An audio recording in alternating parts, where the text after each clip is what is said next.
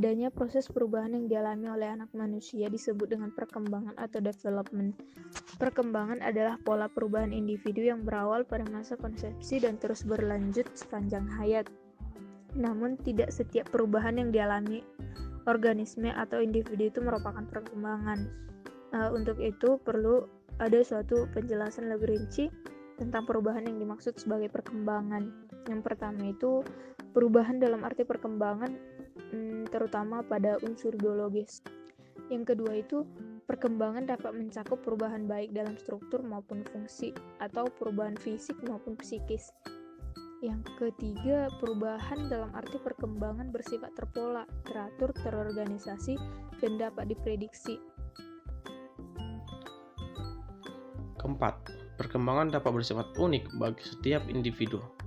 Kelima, perubahan dalam arti perkembangan terjadi secara bertahap dalam jangka waktu yang relatif lama.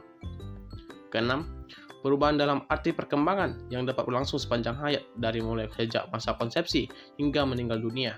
Perkembangan tidak hanya terbatas sampai dengan masa remaja, melainkan dapat berlanjut terus hingga seseorang meninggal dunia. Dengan penjelasan yang aku sebut tadi, dapat disimpulkan bahwa perkembangan dapat didefinisikan sebagai pola perubahan organisme, baik dalam struktur maupun fungsi yang terjadi secara teratur dan terorganisasi, serta berlangsung sepanjang hayat. Aspek-aspek perkembangan anak sekolah dasar. Perkembangan berkenaan dengan keseluruhan kepribadian individu anak, karena kepribadian individu membentuk satu kesatuan yang terintegrasi. Secara umum, aspek perkembangan dapat dibedakan menjadi 6 bagian. Apa saja? Yang pertama itu ada aspek moral keagamaan. Pada aspek moral keagamaan ini, pada mulanya anak akan melakukan perbuatan bermoral atau berupa keagamaan itu berdasarkan apa yang dilihat oleh anak atau juga disebut sebagai hasil meniru anak, lalu kemudian akan berkembang menjadi sebuah prakarsa pada anak. Yang kedua itu ada aspek fisik motorik. Pada perkembangan aspek fisik motorik anak ini menyangkut pada tipe perubahan, pola pertumbuhan fisik, karakter perkembangan, serta perbedaan individu. Di sini ada motorik kasar dan juga motorik halusnya. Yang ketiga ada aspek kognitif.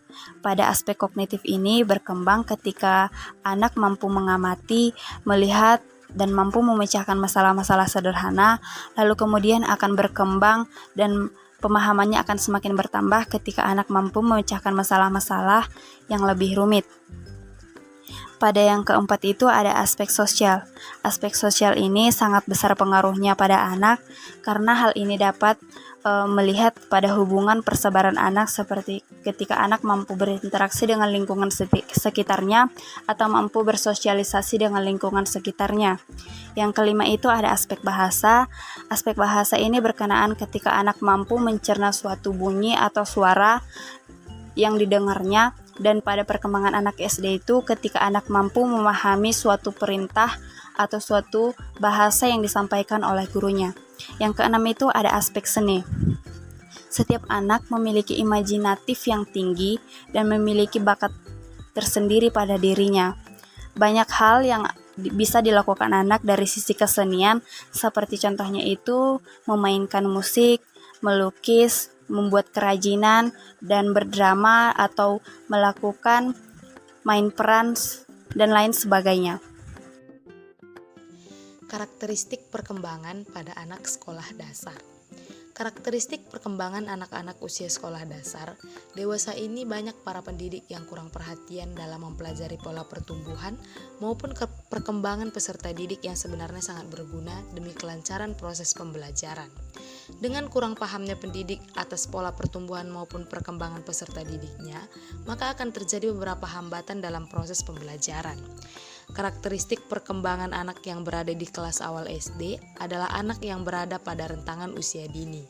Masa usia dini ini merupakan masa perkembangan anak yang pendek, tetapi merupakan masa yang sangat penting bagi kehidupannya. Oleh karena itu, pada masa ini seluruh potensi yang dimiliki anak perlu didorong sehingga akan berkembang secara optimal. Karakteristik perkembangan anak pada kelas 1, 2, dan 3 SD biasanya pertumbuhan fisiknya telah mencapai kematangan. Mereka telah mampu mengontrol tubuh dan keseimbangannya. Anak usia SD yang berumur 6-12 tahun disebut sebagai masa anak-anak. Pada masa inilah disebut sebagai usia matang bagi anak-anak untuk belajar. Hal ini dikarenakan anak-anak menginginkan untuk menguasai kecakapan-kecakapan baru yang diberikan oleh guru di sekolah, bahwa salah satu tanda permulaan periode bersekolah ini adalah sikap anak terhadap keluarga tidak lagi egosentris, melainkan objektif dan empiris terhadap dunia luar. Secara umum, sifat siswa SD adalah belajar membentuk sikap yang sehat terhadap dirinya sendiri sebagai makhluk biologis, bergaul dengan temannya yang sebaya, belajar memainkan peranan sesuai dengan jenis kelaminnya, belajar keterampilan dasar dalam membaca, menulis, dan berhitung, belajar mengembangkan konsep sehari-hari, mengembangkan kata hati, belajar memperoleh kebebasan bersifat pribadi, mengembangkan sifat positif, mempunyai sifat yang patuh terhadap aturan, kecenderungan untuk memuji diri sendiri, suka membandingkan diri dengan orang lain. Jika tidak dapat menyelesaikan tugas, maka tugas tersebut dianggap tidak penting, realistis dan rasa ingin tahu besar, kecenderungan untuk melakukan kegiatan kehidupan yang bersifat praktis dan nyata. Menjelang akhir masa telah ada minat kepada hal-hal yang khusus seperti mata pelajaran, bakat dan minat. Dan yang terakhir, gemar membentuk kelompok teman sebaya untuk bermain bersama. Tugas-tugas perkembangan pada anak sekolah dasar. Yang pertama, mempelajari keterampilan fisik yang diperlukan untuk melakukan berbagai permainan. Yang kedua, membina sikap hidup yang sehat terhadap diri sendiri sebagai individu yang sedang berkembang. Yang ketiga, belajar bergaul dengan teman sebaya. Yang keempat, mengembangkan peran sesuai dengan jenis kelamin secara tepat.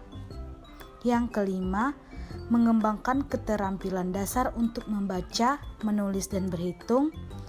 Yang keenam, mengembangkan konsep-konsep yang diperlukan dalam kehidupan sehari-hari. Yang ketujuh, mengembangkan kata hati dan moral skala nilai.